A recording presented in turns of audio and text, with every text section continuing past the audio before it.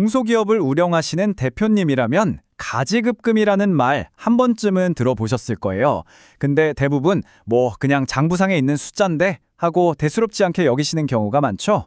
하지만 사실 이건 회사의 미래를 위협할 수도 있는 아주 위험한 숨겨진 빚입니다. 오늘 그 정체를 한번 제대로 파헤쳐 보겠습니다. 자, 바로 질문 하나 드릴게요.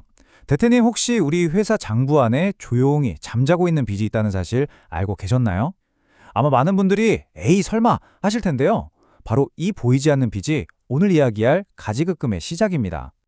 네, 그럼 본격적으로 그 정체를 한번 알아보죠.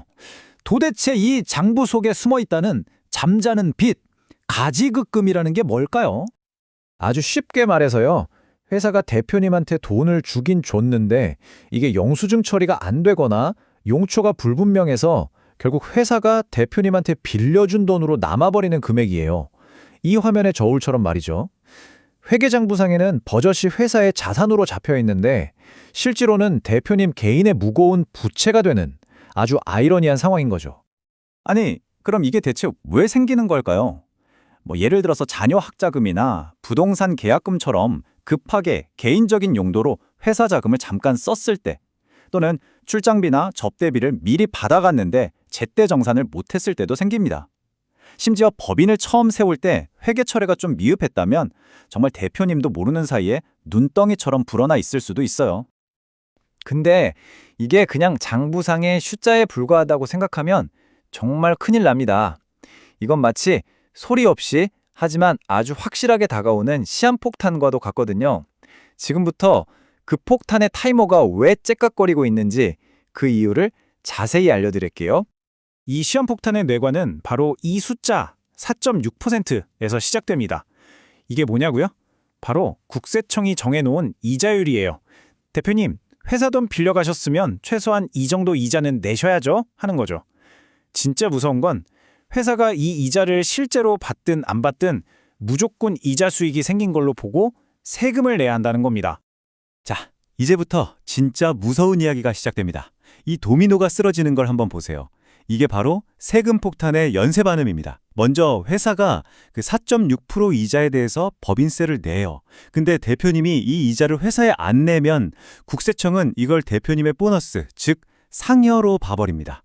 그럼 대표님은 갑자기 없던 소득이 생긴 셈이니 여기에 대해 높은 소득세랑 4대 보험료를 또 내야 해요. 근데 진짜 무서운 건요.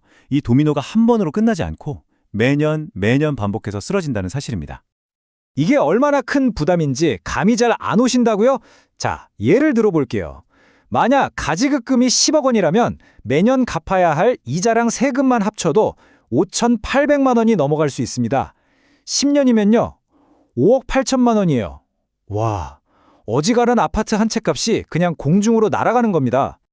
근데 이게 단순히 돈 문제에서만 그치면 그나마 다행일지도 모릅니다. 가지급금 규모가 크거나 계속해서 늘어나면 세무조사에 타깃이 될 확률이 그냥 확 올라가요. 그리고 만약에 이게 명백하게 개인적인 용도로 쓰인 게 드러나면 최악의 경우 횡령이나 배임 같은 정말 무서운 법적인 문제로까지 번질 수가 있습니다. 자, 지금까지 문제의 심각성에 대해서 충분히 느끼셨을 텐데요. 너무 걱정만 하지 마세요. 다행히도 이 시한폭탄 해체할 방법은 있습니다. 지금부터 그 다양한 해결의 열쇠들을 하나씩 보여드리겠습니다. 가장 기본적으로 생각해 볼 수 있는 방법이 한 3가지 정도 있어요. 첫째, 급여나 상여로 받아서 갚는 거예요. 이게 제일 간단하고 빠르긴 한데 보시다시피 소득세랑 4대 보험료 부담이 어마어마하죠. 둘째, 대표님 개인 자산으로 상환하는 겁니다. 세금은 없으니까 좋긴 한데 당장 그만한 목돈이 있어야 하잖아요. 마지막으로 회사의 이익을 배당금으로 받아서 해결하는 방법. 이건 급여보다는 세금 부담이 훨씬 적지만 당연히 우리 회사에 배당할 이익이 있어야만 가능한 얘기고요. 물론 여기서 끝이 아닙니다.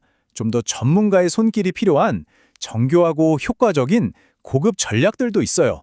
예를 들면 대표님이 가진 특허권을 회사에 넘긴다거나 회사가 대표님의 주식을 다시 사들이는 자기 주식 방식을 활용할 수도 있죠.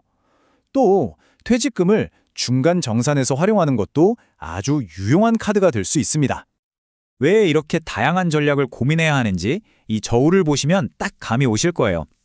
똑같이 회사에서 돈을 가져와 가지급금을 갚는 건데도요.